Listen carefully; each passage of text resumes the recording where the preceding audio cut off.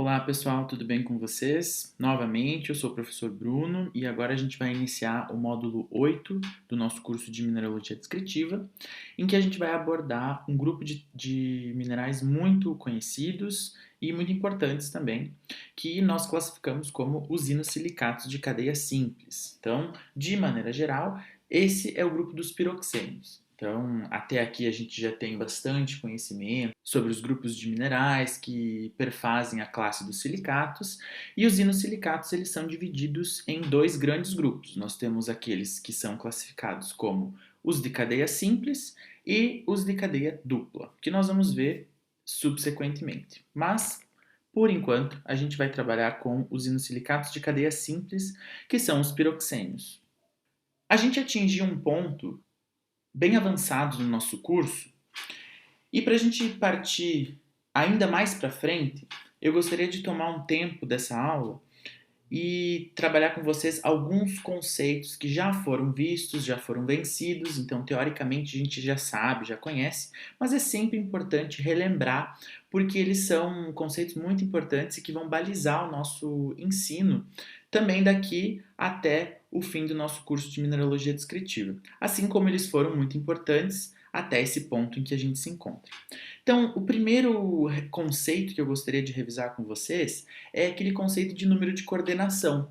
Então, se nós imaginarmos um cátion que vai se ligar com ânions ao seu redor, de maneira a formar um poliedro de coordenação, de maneira a tentar eliminar ou neutralizar a sua carga, a gente tem que o número de coordenação nada mais é do que o número de ânions que vão circundar esse cátion para atingir esse objetivo. E o número de coordenação ele é diretamente proporcional ao diâmetro do cátion. Então, cátions que têm diâmetros maiores terão um número de coordenação maior, e cátions que têm um diâmetro muito menor, muito pequeno, tendem a ter um número de coordenação menor. Mas, de maneira geral, a gente precisa lembrar daqueles conceitos de raio atômico, raio iônico, para a gente conseguir acoplar com esse conceito que eu estou falando agora para vocês, que é o número de coordenação, que é diretamente proporcional a esse diâmetro do cátion. Como nós ainda estamos falando sobre o grupo dos silicatos, a classe dos silicatos, a gente tem que os cátions formadores das estruturas desses silicatos são principalmente o silício e o alumínio. Eles estão em coordenação 4 com oxigênio e eles fazem o grande arcabouço cristaloquímico da grande maioria das estruturas dos silicatos. Na verdade, todas elas. Então, eles são considerados cátions formadores. Raramente a gente encontra o ferro nessa coordenação também, mas de maneira geral é o silício e o alumínio.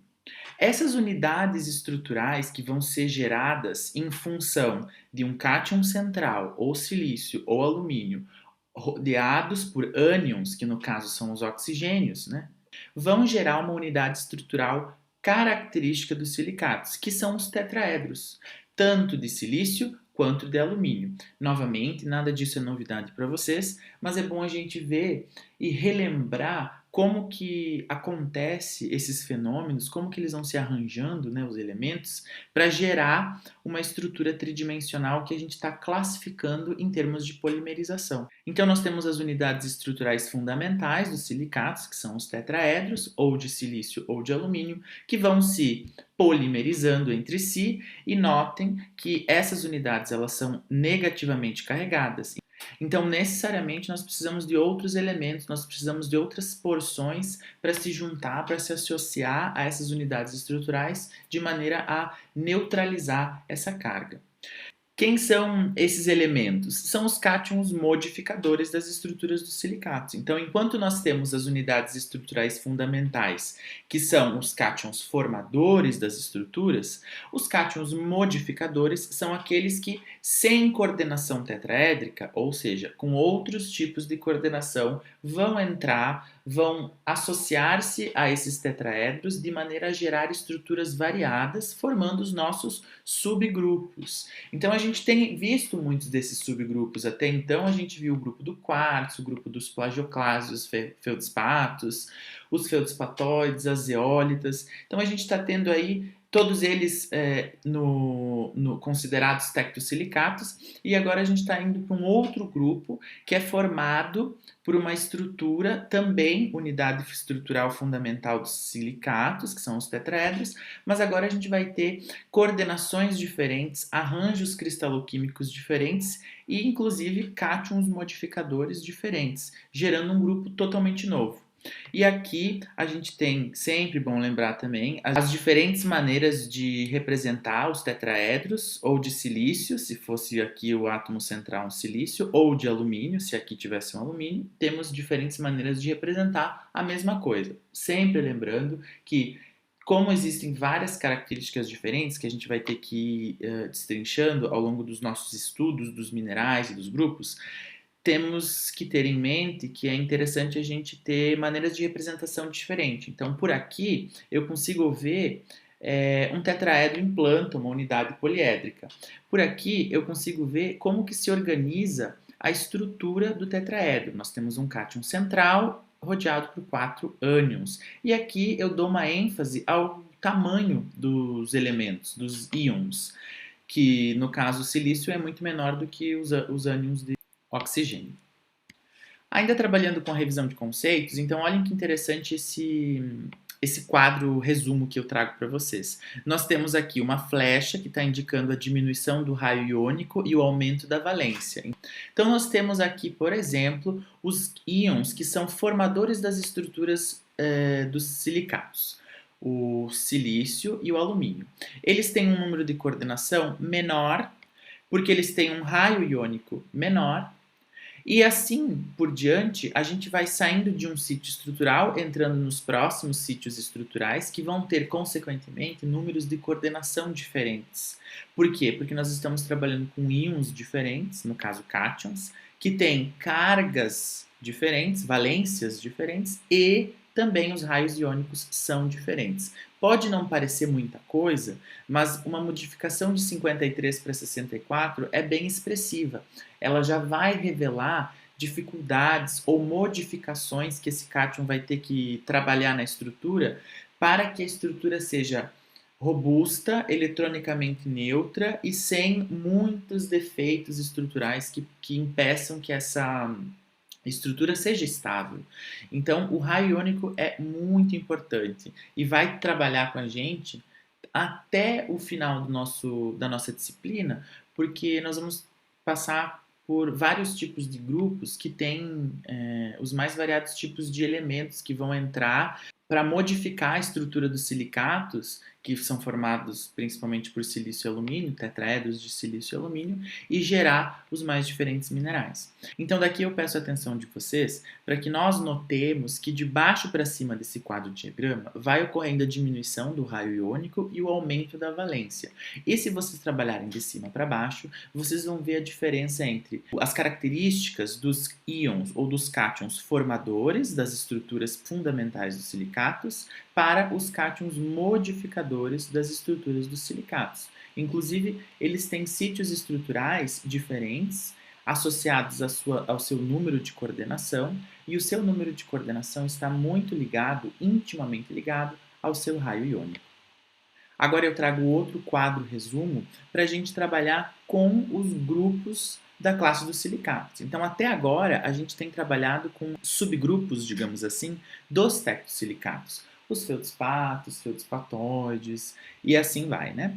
Então, eles têm aqui o número de oxigênio compartilhados 4. Então, é o maior número de oxigênios compartilhados. Lembrem-se que a gente comentou sobre isso. Cada oxigênio de cada vértice do tetraedro é compartilhado com seu vizinho, de maneira a gerar uma estrutura tridimensional e bem complexa, bem polimerizada. Então, nós temos, por consequência, a razão oxigênio e ânion, no caso o central, né, o cátion central, a menor de todas. Essa é a menor razão de todas, porque ele está mais polimerizado. E conforme a gente vai subindo nos grupos dos silicatos, hoje nós nos encontramos aqui nos inosilicatos, nós temos que cada tetraedro compartilha 2 oxigênios dos seus vértices. Então, nós temos uma razão oxigênio cátion que vai resultar em 3. Nós temos a fórmula química genérica, tá? Então, por exemplo, o cátion que vai estar ligado com um número X de oxigênios, de forma a gerar uma fórmula química genérica, mas a gente vai subindo nesse quadro diagrama e a gente vai notando que vai diminuindo a polimerização de baixo para cima, vai diminuindo o número de oxigênios compartilhados, claro, né, até chegarmos em zero, ninguém compartilha nenhum oxigênio. Por outro lado, vai diminuindo de cima para baixo a razão oxigênio-cátion, porque aqui nós não temos nenhum compartilhamento de oxigênios. E lá embaixo a gente compartilha todos os oxigênios dos vértices. Então a gente tem que, de baixo para cima, a polimerização diminui, o número de oxigênios compartilhados diminui também. Outro conceito bem interessante de relembrar a vocês é o conceito de hábito do mineral. Então nós temos aqui dois conjuntos de conceitos que a gente pode utilizar de maneira intercambiável. Só que eles têm que ser utilizados em conjunto no sentido de, se eu estiver trabalhando com o conjunto de minerais euédricos, se eu estiver me referindo a um mineral bem formado, que tem as suas faces bem definidas, e eu vou classificá-lo como euédrico, se nós estivermos descrevendo cristais que não tenham as faces e os limites bem formados e são super irregulares, a gente vai utilizar necessariamente o termo anédrico, que é o termo que vem em conjunto com o termo euédrico.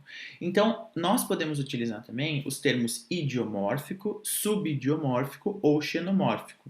Então, nesse caso que eu me refiro quando eu digo que nós podemos utilizá-los de maneira intercambiável. Eu posso me referir durante uma descrição, durante uma análise mineralógica, com termos relacionados ao hábito dos minerais, relacionados a euédrico, subédrico ou anédrico, ou, por outro lado, idiomórfico, subidiomórfico e xenomórfico. Mas eu não posso, não é interessante utilizar os termos euédrico e xenomórfico na mesma descrição, por exemplo.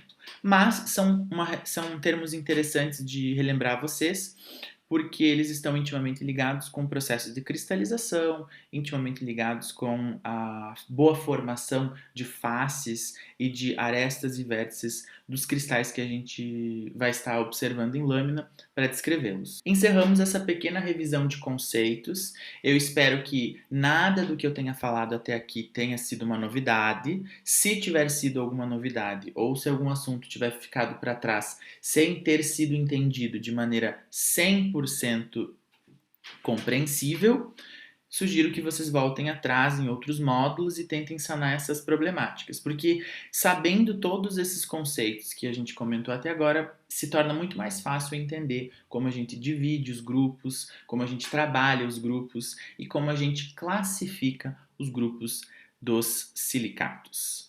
Trabalhando agora com os inosilicatos de cadeia simples, os piroxênios propriamente ditos. Eles são classificados dessa maneira porque nós temos um conjunto de tetraedros de silício, lembrem-se que são as unidades fundamentais, os cátions formadores, né, que vão dividindo 2 oxigênios em cada tetraedro. Então, cada tetraedro divide 2 oxigênios com seus tetraedros vizinhos, de maneira a formar uma cadeia simples, um fio. Então, nessa imagem que eu estou mostrando para vocês, a gente observa em planta, uma visão aérea, os tetraedros formados pelo cátion de silício no centro e dividindo os seus oxigênios nos vértices, no caso 2 deles.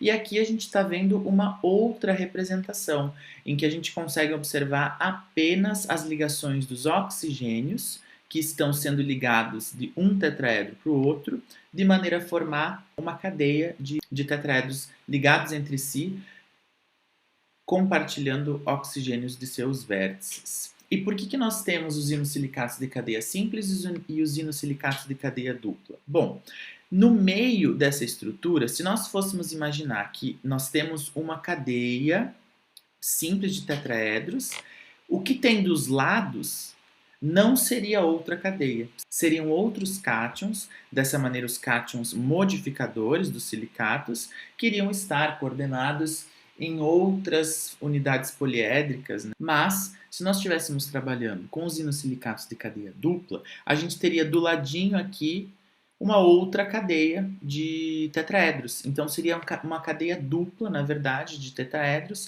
que iriam dividir mais do que 2 oxigênios, mas isso a gente vai deixar para um próximo módulo. A imagem da direita nos permite observar sítios cristalográficos específicos, sítios em que vão ser ocupados por elementos específicos. Então a gente está vendo uma outra visão. Como que os tetraedros vão se associar, vão se ligar a outros cátions, os cátions modificadores. Nós temos aqui da mesma cor, azul, os tetraedros que estão ligados entre si de maneira a formar uma cadeia simples.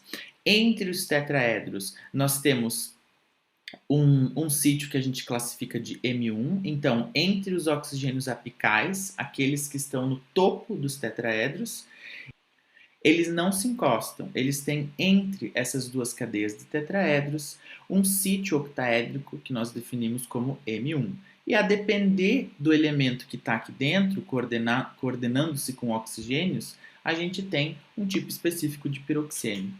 Porém, nós temos outro sítio que a gente chama do sítio M2, em que nós temos entre a base de tetraedros. Então, notem que os tetraedros eles não se encostam novamente. Então, nós temos aqui cátions, modificadores de estrutura, outros tipos de cátions, que vão se coordenar com oxigênios de maneira a eliminar essas cargas residuais. Então, notem como é importante ter uma visão tridimensional da estrutura desses inosilicatos. Por um lado, a gente tem a unidade primordial deles, que são cadeias simples formadas pela união, pela divisão de oxigênios em vértices de tetraedros, 2 de cada. Por outro, a gente tem que, para neutralizar a carga elétrica dessa estrutura, nós temos a entrada de cátions modificadores na estrutura que se coordenam, geralmente de maneira octaédrica, mas isso não é regra, em sítios específicos. O sítio M1, que se localiza entre os oxigênios apicais dos tetraedros de silício, e nós temos o sítio M2, que se localiza entre as bases dos tetraedros de silício. E todos esses tetraedros eles vão se ligando, compartilhando 2 oxigênios, de maneira a gerar aquela cadeia simples que a gente tem falado até agora. Aqui é uma outra visão da mesma coisa. Então vamos trabalhar novamente com essa classificação. Vejam que a gente consegue observar agora de outra cor, mas nós temos aqui os tetraedros de silício. Eles estão aqui com seus oxigênios, dividindo seus oxigênios. E daí nós temos aqui outros tipos de cátion, dessa vez representado pelo magnésio. Ele está aqui representado como uma esfera verde. E nós temos aqui outro tipo de cátion também, o cálcio, que também está aqui como um cátion modificador da estrutura, coordenando-se com oxigênios também, de maneira a neutralizar a carga dessa estrutura cristalográfica, desse piroxênio em geral. E a gente vai ter aqui uma observação mais detalhada da diferença marcante dos raios iônicos. Então veja como o raio iônico de um oxigênio é muito diferente de um raio iônico do cálcio, ou então do magnésio. Embora sutil, a diferença entre o magnésio e o cálcio já é suficiente para que eles ocupem sítios cristalográficos diferentes, ou seja, um está no M1 e outro está no M2. Então, sobre cada cátion, recaem 3 oxigênios, 3 íons de oxigênio. Nós temos 2 íons completos e os outros 2 que são meios, né? Porque na verdade a gente tem que lembrar que nós temos nos tetraedros de silício oxigênios sendo divididos já entre os tetraedros. Então, para recair sobre os cátions formadores, o que resta de carga de oxigênios, nós temos mais 2 inteiros e mais 2 meios, gerando uma relação oxigênio-cátion de 3, como a gente já havia mencionado. E a fórmula estrutural básica é, por consequência, essa: um cátion que vai se ligar com oxigênios.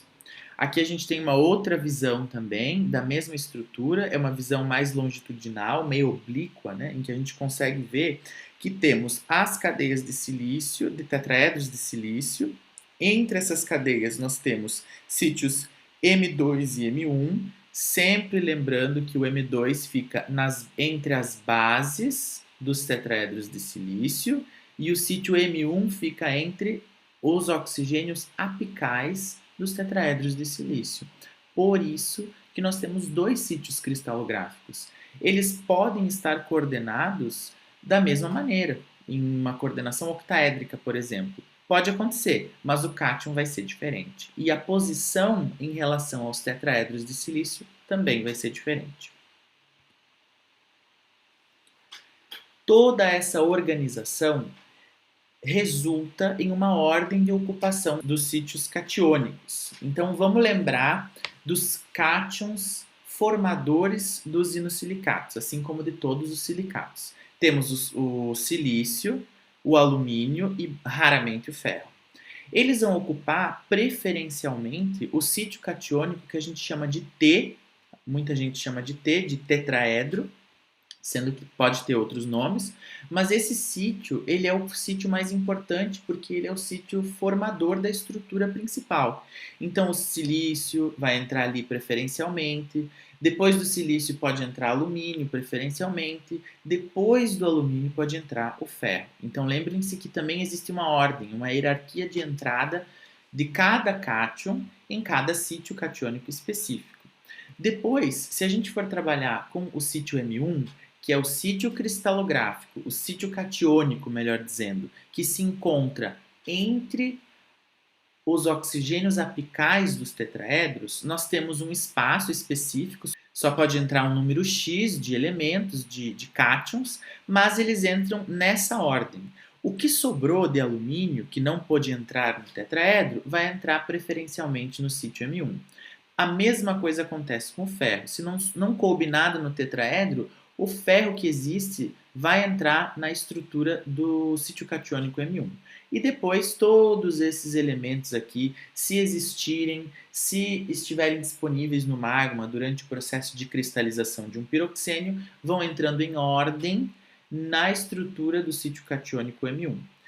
E o sítio M2, que é aquele que fica entre as bases dos tetraedros, também tem uma quantidade específica de elementos que pode entrar, de cargas que podem ser recebidas nessa estrutura, mas vão ser preenchidos preferencialmente esses espaços por magnésio, ferro, manganês. E se você tiver no teu sistema cálcio e sódio, que nós temos, lembrem-se, né, nós temos piroxênio sódico, cáusticos, piroxênios sódicos.